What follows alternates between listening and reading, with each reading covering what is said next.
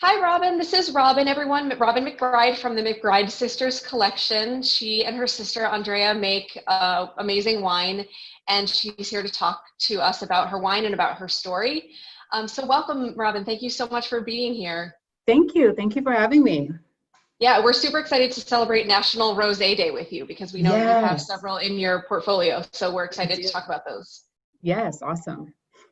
Great. So, okay, first things first, I'm sure you get this question all the time, but when you have an amazing story in your life, you got to talk about it, right? So, the story of you and your sister and how you came to work together is a really incredible story. Can you give us a short version? Yeah, it's a really big story, so I always have trouble trying to keep it short, but I'll do my best. But so me and my sister Andrea, we have been owners in the wine business now for 15 years. And prior to that, the quirk in our story is that we didn't know about each other. So we each thought we were only children. We didn't know that there was a sister out there somewhere in the world. And my sister actually grew up in New Zealand, and I grew up in California in the Central Coast in Monterey. Both of us were born in Los Angeles, and we have the same father, and we have two different mothers. So neither one of us grew up with knowing our dad. We didn't have a relationship with him. I'm the older sister. And Andrea's mom was originally from New Zealand. She unfortunately had a diagnosis of terminal breast cancer. And so she took Andrea back to New Zealand when she was really little. And then her mom died shortly thereafter. So she was completely disconnected from our father's family and had no idea that I existed. So fast forward a little bit through time, and our father found out that he was ill as well. And he asked his family to please find both of his daughters that are somewhere in the world, who knows where, but it was kind of his dying wish. And so they did just that. And eventually, this was back in the 90s, so it took forever. We didn't have Before social media. yeah, no social media. You couldn't just Google somebody. And so they did the hard work, and they eventually found both of us. We learned about each other. And when we met, one of the things that we found out that we had in common was where we were raised, which was both of us grew up in one country. And Andrea's uncle in New Zealand was actually a grape grower. He was a farmer. So she actually, she spent time in vineyards as a little girl. I grew up in Monterey with wine making families.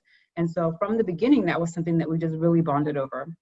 And we felt like that was something that was unique to our new relationship as sisters, and something that we could really build something out of eventually. We didn't know when, but so from the time that we met, Andrea came back. She went to school. She went to USC in California, and as she was in her junior year, we started thinking, okay, what can we do in the wine space besides just drinking it together? That's really cool and fun, and we love it, but we would like somehow to be sisters in business and figure it out. And so we did, and we started importing wines, boutiques, productions from New Zealand. They're also, sustainable and small productions. And that was 15 years ago. And we grew from that to producing our own in New Zealand, and then in California to what we have now, which is nationally distributed brands, multiple brands that we've built over the past 15 years. That's so incredible. It reminds me, I don't know the term for this or if you've heard of it, but there's like a scientific principle where like molecules in different places behave the same exact way at the same exact time, even if they don't really have a physical relationship to each other. And that's what I thought of when you were talking about you and your sister growing up far away. Yeah, it's crazy because when we actually met, we had so many things in common, which, just like you're talking about, it's just probably on a molecular level. Like when we met, even though from different countries, like we owned the same hairbrush, like we had made, we had the same clothes, like we just had so many things in common, and so many things that, you can't attribute to us being around each other or even growing up in the same place. But it was very much like two same molecules on the opposite sides of the planet growing up in tandem. Yeah, it's really beautiful. And so as business partners, I know sisters squabble and they have their things, but do you find that it's helpful to run the business with your sister? Absolutely. So for us, people ask us that a lot because people think, a lot of times like, oh my gosh, I couldn't imagine like working with my sister, or, it must be difficult, because normally you have the experience of growing up together, growing up in a household together. You fight over who knows what, I don't know, the last piece of cheese or clothes or mom or dad's attention or fair treatment or all of that stuff that siblings have, but we didn't have that. So when we came together, we didn't have the background of any kind of like animosity. We didn't have a history of, sibling, squabbles or rivalry or anything like that. So from the time we really got to know each other better by being in business together, and we just didn't have any baggage. And we were just so grateful because neither one of us had other brothers or sisters. We're so grateful to have each other that there really has been no issues with us having any kind of, sibling like weirdness in the business. So I know that's not everybody's case, and I know that there's family-run businesses that have all kinds of drama and issues, but we just don't have that. Right. No, I mean, that's great to hear, because, it sounds like a dream. I mean, I know there's lots of hard work and things that go along with it, but being able to form that relationship and see it grow into something that is fruitful for you both is really, really cool. Yeah. So as I was prepping, I knew your wines, but as I was prepping to talk to you, I wanted to learn a little bit more about you. So I was looking through your website, which is such a great website. There's a blog on there with all kinds of like cool suggestions and recipes. If you haven't checked it out, it's McBrideSisters.com. Yes. And it's a really cool website. So take a look.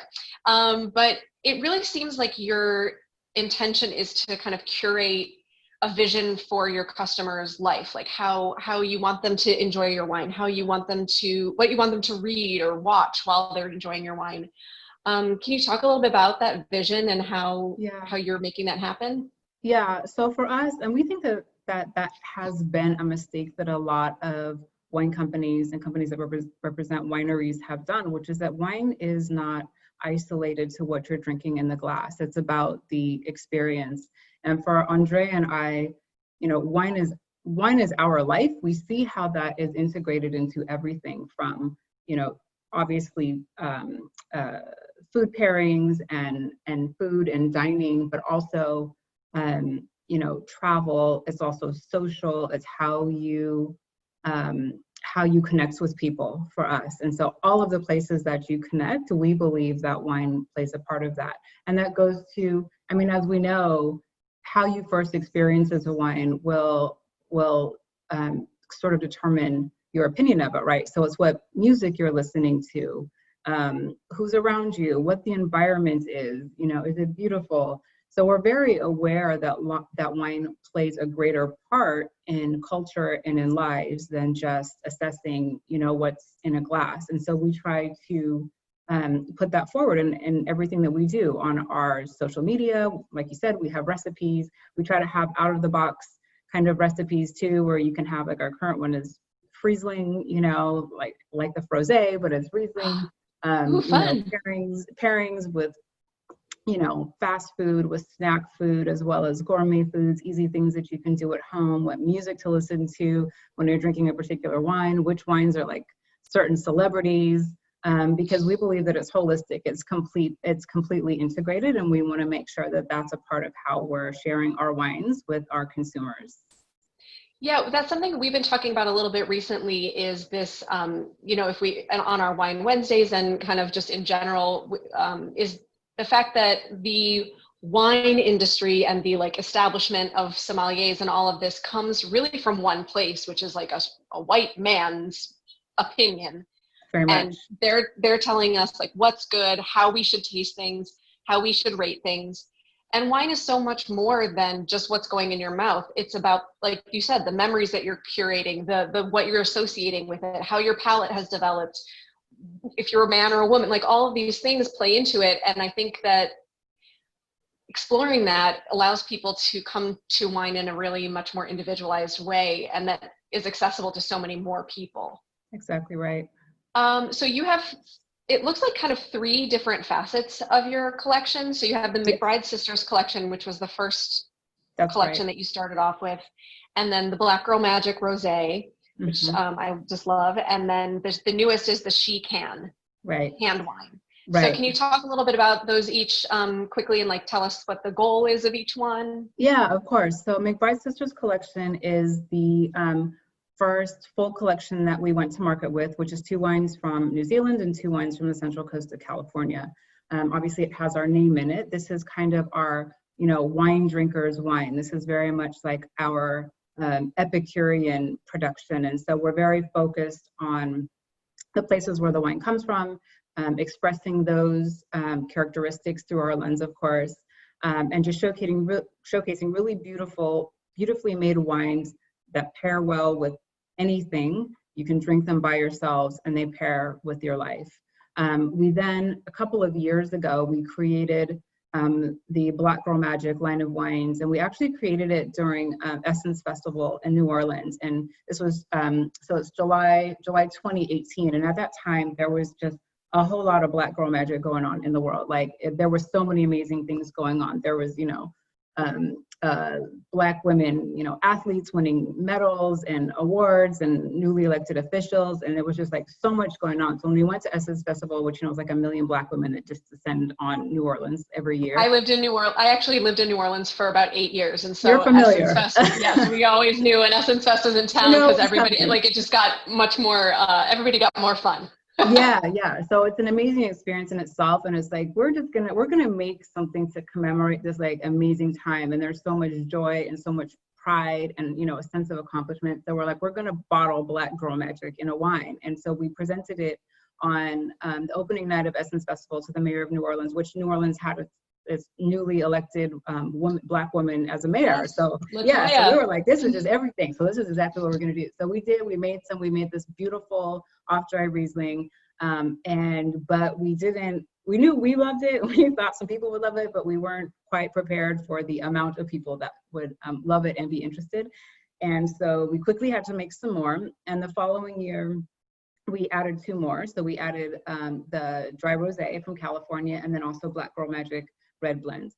And by far, the Black Girl Magic line of wines has our strongest following. People really love it. They love to gift it. It's been amazing, and it's just selling out more and more, and we're just continuing to make more, and we're actually adding another one this summer. Am I right in that the price point of that is a little bit lower than your McBride Sisters collection, or are they similar? No, it's actually more. So most of the McBride Sisters collection, because those are mostly in grocery and in retail, are between $16.99 and like $21.99. Black Girl Magic is from $19.99 to $25. Oh, okay. So still like a very affordable price point. Absolutely. And a really good value. Yep, absolutely. And then we have She Can, our little baby wines in the can, which is really, we say bottle quality, can convenience, because it literally is our wine that's in bottles that we put into She Can. Because people a lot of times think that there's really just, shitty wine in cans, and that's not the case. But we launched She Can, which I have like one of the little babies here right now. We launched, I'm like sipping on them all day long. We launched She Can last year because this was, She Can is an ode basically to our mothers, right? So it's women's empowerment. It's about the power of women in general, the power of women in the space that we're in. And we dedicated it to each of our moms, and their initials are actually hidden in the design that's on the cans. And it was the opportunity for me and Andrea to be able to invest back in women who are in our industry. So when we launched the products, which we launched with a New Zealand Sauvignon Blanc and the California Rosé in the can, when we launched them, we also announced the She Can Professional Development Fund, which we self-funded, which was to advance the careers of women who are in the wine and spirits industry. And I'm sure, as you know, not only has it been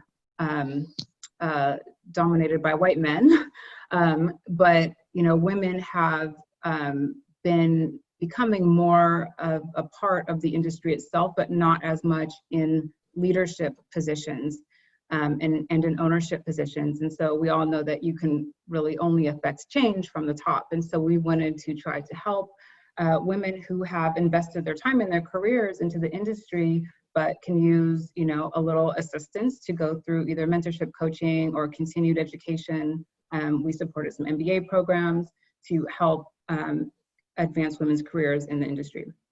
So that She Can. And then we're also, this year's scholarship and funds, we are going to announce, I think like next week, but we're focusing a little bit based on what 2020 has provided us in terms of challenges. So many gifts. So we're shifting it just a little bit to be able to help women in our industry, women business owners, and specifically Black women business owners outside of the industry. So we're going to have a full announcement on what that's going to look like for this year at the end of next week. Oh, that's amazing. So we can look out for that on your social media? Yes, absolutely. We'll be very loud about it. Great, great. So everybody follow the McBride sisters on Instagram and Twitter as well, I'm sure? Yep, Instagram, Twitter, yep. Facebook. All of that, so you can get all that information and you know, get in on all of the wonderful opportunities they're helping to provide. It's so cool. So kind of leading from this, I think it was somewhere on your website, I was reading the phrase empowered women empower women, which I just keep thinking about because, you know, we can't lift other people up unless we're really feeling like we are ourselves lifted up. And so right. Because you and your sister have made this life for yourselves and put yourselves in such a great position, it's just really cool to see that, you know, now more and more women are starting to encourage each other instead of do what we've always been made to do, which is compete against each other and bring each other down. Right. So, you know, I know you have mentioned that you're honoring your mothers with the She Can wine. Are there other women in your life that have also contributed to lifting you along the way?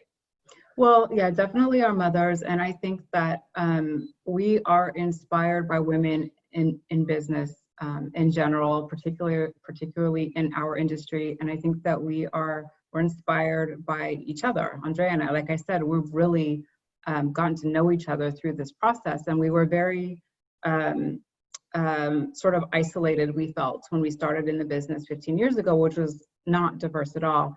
And anytime that we had the chance to come across a woman, or even particularly in fewer and far between a Black woman, the support and the camaraderie and the mentorship that we received was amazing. And it really goes against all of what you just mentioned, what we've been told, which is that women compete with each other instead of support each other. And so, you know, we feel like that's a very powerful phrase to say that, you know, empowered women empower other women. We don't fight against each other. We don't compete with each other. And if a woman is not empowering another woman who is, you know, a peer or coming up behind her, you know, that's not really an empowered woman. And we want to, you know, we want to get the message to be that, you know, as much as you can, an empowering woman for anybody else that's, you know, in your industry coming up behind you, or that you can mentor, which is something that's super important to us, is mentoring women any way you can in your industry.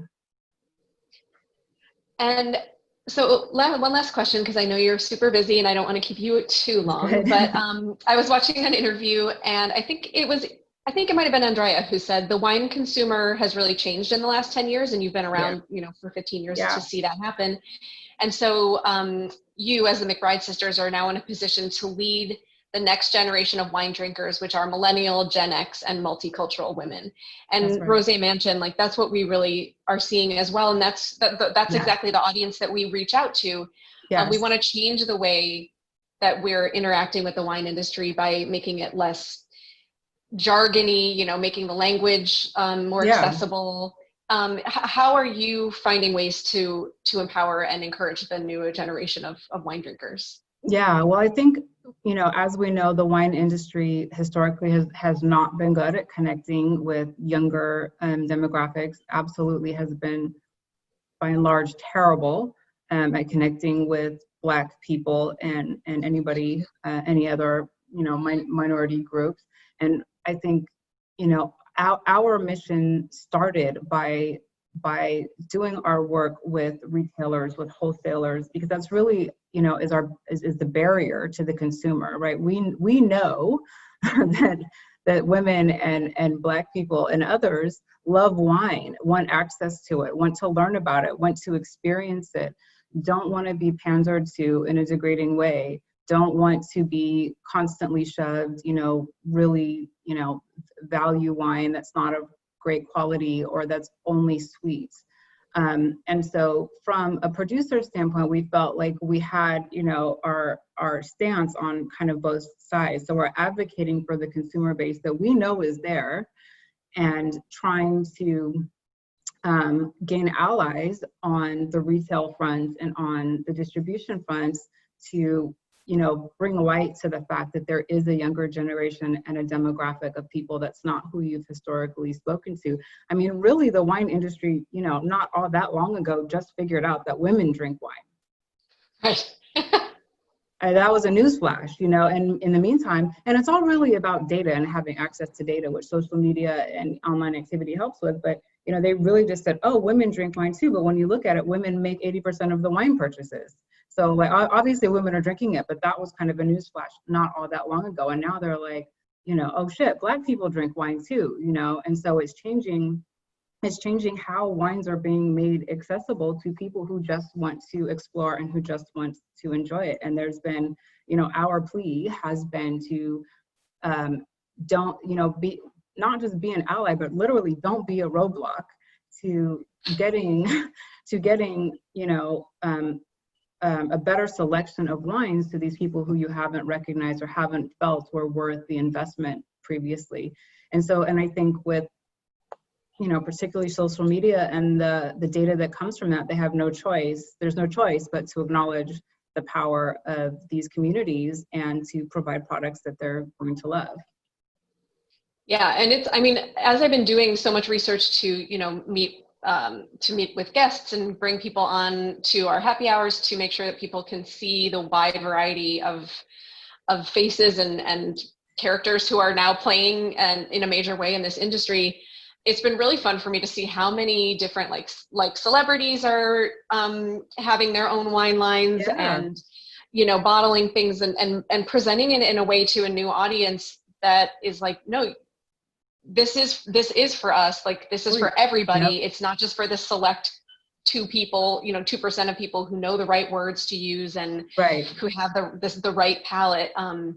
So it's really cool to be sort of in the heyday of when we're starting to see this expand and open up. Yeah, we're here for it. We're seeing it live, and we're doing everything that we can, which is something else that we've been able to take advantage of a little bit to during our shelter in place time at home, which me and my sister are usually on the road. We're either in New Zealand or somewhere in the country, and we're doing events and all of these things. But since we've been home, we have the opportunity to do some wine education, which is something that we have been wanting to do for forever, but never really made the time to do it. And a lot of times the wine drinkers that we engage with, have asked us for that. And it was like, yeah, one day, we'll get to that. So we were actually able to launch what we're, calling our wine school. So, which is Wine 101 with Robin and Andrea. We're calling it McBride Certified. We have 8 modules. Oh, cool. And you can become McBride Certified, and it's on our Facebook page. There's a Facebook classroom module in there that we put it through, and each week we're just adding more modules and really starting from scratch, like what literally what is wine, how is it made, and moving on to how do you taste it, where does it come from, and now we're getting into some individual wines. So it's been really great, and we have there's a ton of interaction. It's so much fun.